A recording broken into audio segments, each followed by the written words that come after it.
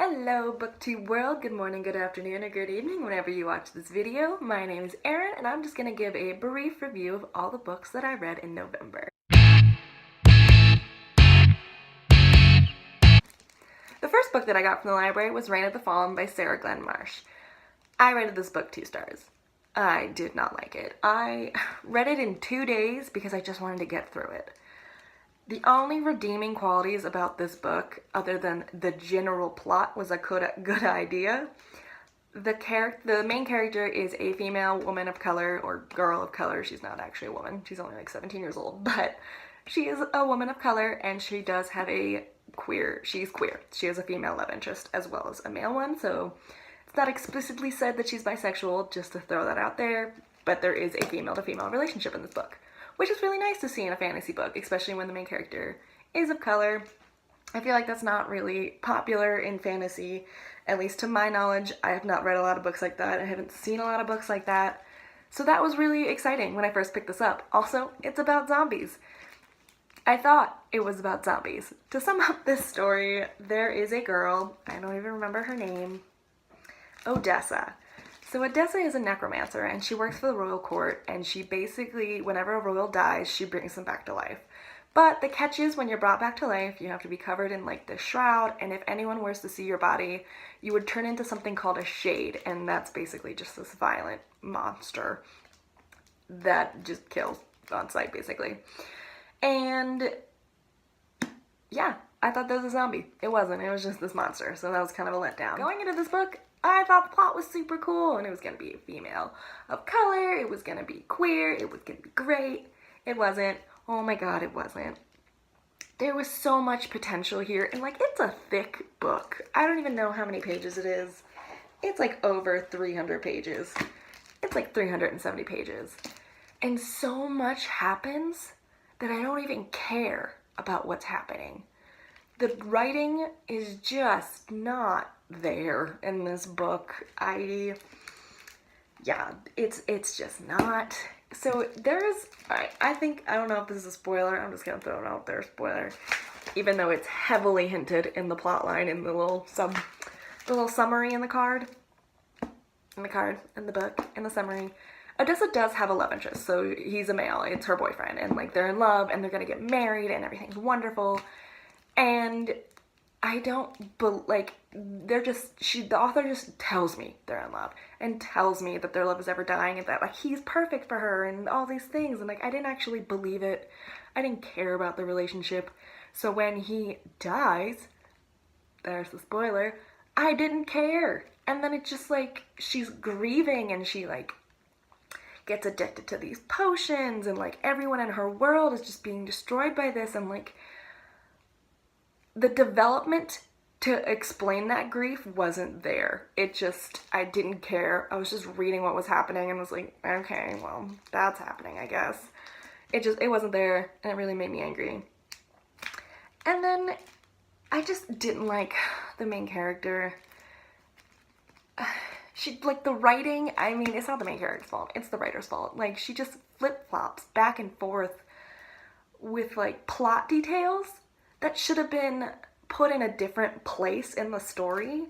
So, as I said, her partner, I don't even remember his name, he dies. And, like, after he dies, she, like, puts in this paragraph about how when they were younger, she would have followed him wherever because that was her life. And I was like, you probably should have put that in the beginning of the book, so I would have cared more.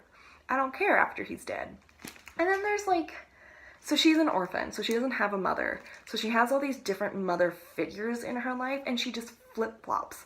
Like, there's just genuine lines where she's like, oh, so-and-so's my mother. And then 2 chapters later, oh, no, so-and-so is not my mother.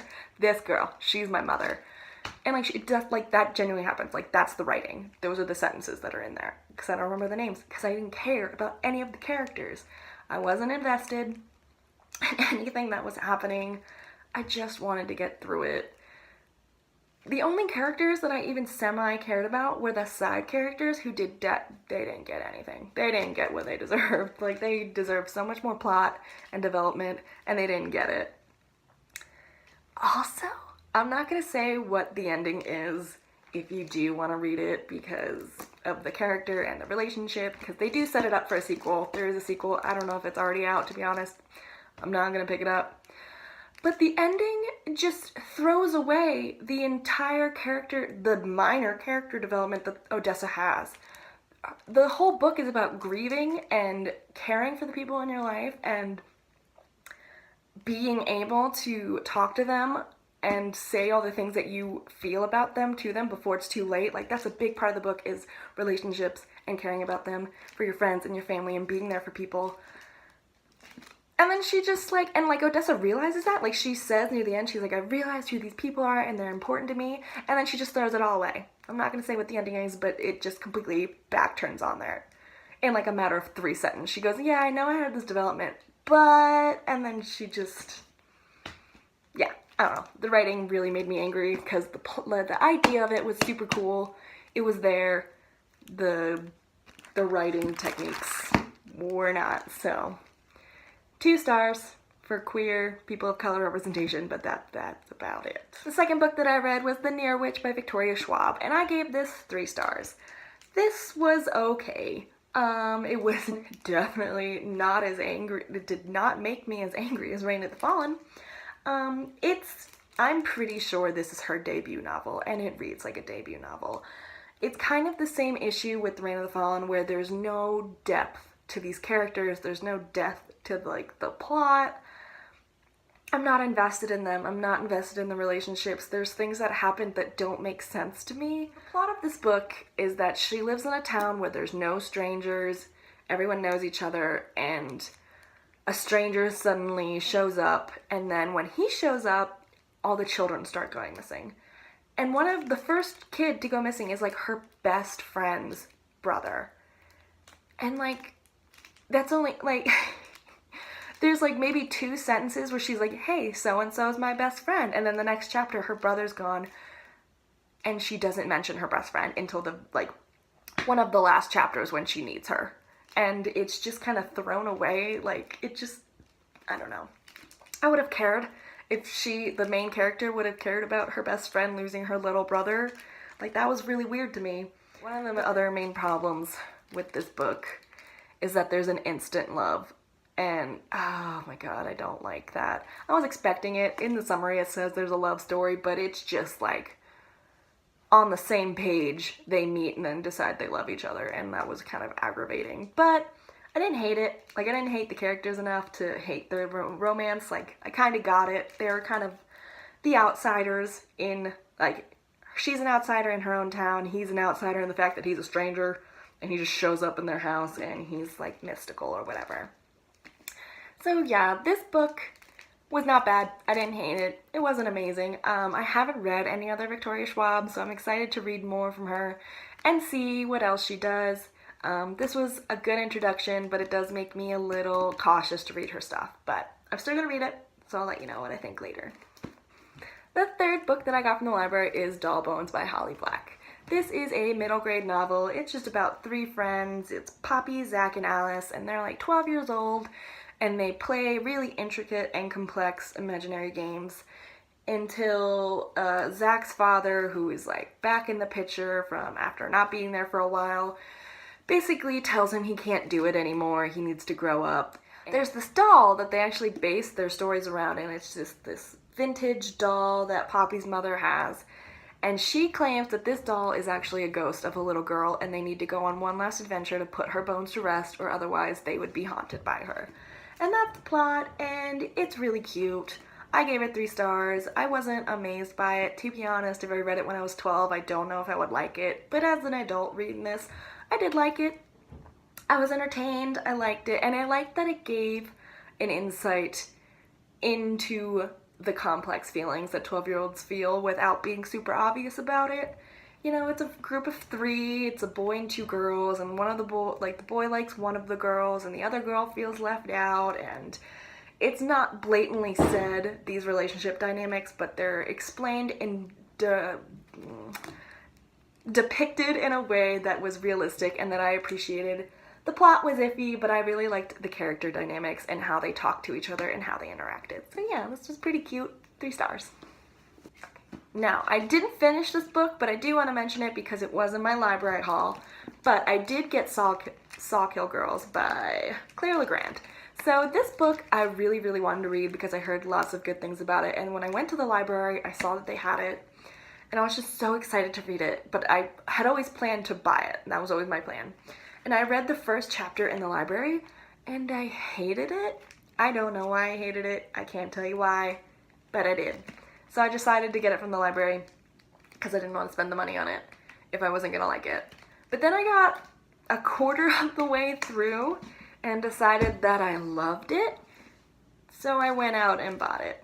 So I didn't finish this because I want to read the one that I actually bought to get, like, you know, like I didn't waste that money. But I thought I'd just mention it because I do plan on finishing it. I'm about page 75. And I love this book. It's probably going to be a contender for favorite one of the year, but alright. The fourth book I read this month was World War Z by Max Brooks. And I gave this one 3 on Goodreads, but it's probably closer to 3.5 stars. This is not what I thought it was going to be honest. So I will admit, I watched the movie first, didn't realize it was a book. I loved the movie. So I got this book and I was really excited to read it. It's nothing like the movie. It's the basic idea that the whole world is under attack, and you look at the different relations and how the different cultures and worlds, where we only live in one world, but it's the way the different countries approach a zombie outbreak, which was super interesting. So this book is told in a way that I wasn't expecting. It's going to be interviews with this one reporter who like works for the government, and this is a reporter saying he wrote this book. And it's different interviews with different people. So he'll say the place, like this is the Barbados, and it's just different people's stories of them living through the zombie outbreak. And this book was, like I said, 3.5. Didn't hate it, didn't love it. I loved the first half, loved it. But by the second half, there were elements to the stories that began repeating. And the characters kind of all started sounding exactly the same to me. So it was really interesting to see the different ways that the different countries reacted to the World War Z, and how the zombie outbreak was different in each country, and how people basically survived or didn't survive in these specific situations because of what the governments chose to do. And yeah. I'm a big zombie person. I like reading zombie books. They're almost always never great, but this one was up there. I appreciated this book. It was interesting. Okay, so now we're gonna get to the section of one particular book that I am counting. This book I DNF'd because, oh my god. So this is A Discovery of Witches by Deborah Harkness, I believe is how you, Harkness, yeah. This is a series, this is a trilogy, I guess, and this is like rated really high on Goodreads, so I was super excited. So this is about a historian, scholar, oh god, I don't even know. Basically she's a witch, but she denies her heritage, she denies her magic, unless it's convenient for her, like getting a book from a top shelf. That's part of the plot. It's dumb. She studies manuscripts and she finds this manuscript that is enchanted, and she breaks through this spell somehow. And it's like super big deal that she broke this spell, but then she realized, she's like, you know what, no, I don't want to mess with this. I don't want to play with magic. So she just puts it back in the library. But then she meets Matthew Claremont, who is a vampire and has been a vampire since like the dawn of time. And he's like, hey, that manuscript's super important. By the way, I can tell that you're super important. We should pair up and figure out what this manuscript is saying. She's like, yeah, awesome, amazing. This is a paranormal romance. There's like, I was expecting, so this manuscript that she finds is supposedly that explains all the magic in the world. The witches, the vampires, there's like these demons, like it explains what these supernatural creatures are in this world and like the origins, and it's super big deal. And I was like, and they're like talking about how there's this war between the different creatures who want to own this manuscript. So that's what I was expecting from this book. This book is a paranormal romance about the stalest pieces of white breads I have ever read. They're so boring. And they just do boring things the entire time. I got to page 250. I read 250 pages of this book. That's not even half. And nothing happened. They just ate a lot of cheese and drank a lot of wine for like chapter after chapter after chapter. And they're just, oh my god, just so boring. White pieces of bread, Matthew Claremont. It's a total Mary Sue and Gary Sue issue with these characters. Like, they're perfect in every single way. Like, she's a witch who's denied her heritage, but it turns out she's like the most powerful witch in the whole world. Yeah, shocker, right? But like, Matthew's like a scientist as well as being like all these other amazing professory things. He's a scientist and he like studies her DNA because he's trying to find like the supernatural markers of these creatures, which is kind of cool, but it's like glanced over completely. And like there's like DNA markers for every power that a witch can have, and she has every single one of them, which is impossible. So, you know, she's got that going on for her. But she's just so boring. Like, there's just chapter after chapter of her going for like 6-mile run and then rowing and then talking about tea. Then there's like, then they go to yoga together and it's super weird. This book is just ridiculous and I hated it. But I read that much because I was like, alright, this is kind of funny. They're just some like super preppy white people doing super white preppy people things. Until they go to France, because that's where he's from, and they live with his mother, like the woman who made him a vampire. And then I'm like, okay. So now they're living in a castle, and he goes total possession on her, and she's chill with it. Like, oh my god. What is it with paranormal romance and like vampires having to control just every aspect of the girl's life? That just enrages me, and he genuinely treats her like a child, and it's so aggravating to me. But yeah, I got 45% into this book and I DNF'd it because, oh my god. It was boring and then enraging, so yeah. Hello, this is Future Erin. Since filming that video, I've finished 2 more books. And no one's more surprised than me, but I thought I'd just film this really quick because I'm losing light. But I finished The Missing Ones by Patricia Gibney. This is the first book of a series about the DI, Lottie Parker. So this is an Irish detective. And this book is about a detective who is not doing great in her life, but she finds a body in a cathedral, and then there's another body found of an apparent suicide, and they're connected to this church that also has a personal connection to the main detective. And I gave this book 3 stars, but that's being pretty generous. Honestly, it's probably closer to a 2.5. However, this book has a 4.10 rating on Goodreads, so I think this book just wasn't meant for me as a reader. This book is very stereotypical detective story. It's not based in reality. Like, there are stereotypes here, there are tropes here, these with a jaw-dropping twist. I called every single one of them. There's like 4, and I saw every single one of them coming. Like, I wouldn't even classify them as twist. It's just the story unfolding. Like, it's not a twist. Like, nothing came out of nowhere. It was all there, like, plain as can see. The fact that these detectives didn't see it is a little weird, but yeah, I mean, I read this book. I finished it all the way. Like, I didn't DNF it. But yeah, not my favorite. I just don't think it was meant for me. It's not at all based in reality, and like, it deals with some really dark topics. It's about the abuse of children in the Catholic Church, and it's just so surface level examination of that abuse and how it affects people. Like, that's just not, I don't know, that really bugged me. It's just so surface level of these really dark, messed up things.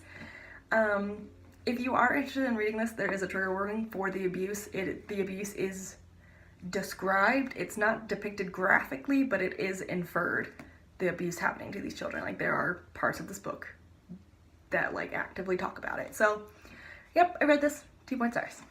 Next, I read Dry by Neil Shusterman and his son, Jared Shusterman. I got this from the library yesterday.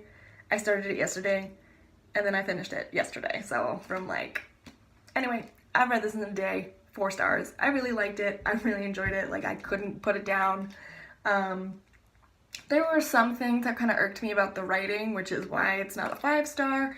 I think in the beginning, it's just really typical. Like, the writing would state something to you that you were supposed to infer as a reader. I think that just may be a trademark because it is for young adults. Not all young adult novels do that, but some do, and this one does do that in the beginning. It kind of stopped near the end because it got more survivalist in the end of the book, but overall I really enjoyed it. One thing that I find from Neil Shusterman, and I guess his son, I haven't read anything else by his son, but I really like his characters. They're just so different than anything else that I read. Like, they're based on real people. These are real people you interact with on a daily basis. I guess sometimes. There's a character who's like a doomsday prepper. I don't know if you interact with him on a day-to-day basis, but the point is they exist, and he exists in this book, and he's interesting, and he's different, and he's just enjoyable to read. And I find that with all Neil Shusterman's characters, they're just different enough from everything else in books, but still grounded in what you meet every day, and like, I really enjoy them. I liked all these characters. They were cute, and like, there's one, the little weasel in the group. I loved him. I loved him. I enjoyed this book. 4 stars. All right, back to the ending. That's all the books that I read in November. That's about a book per week, which is what I'm aiming for, so I'm pretty happy with that. And I hope you guys have a good day, and I hope you come around to see my next video that's going to be uploaded next week. All right, bye-bye.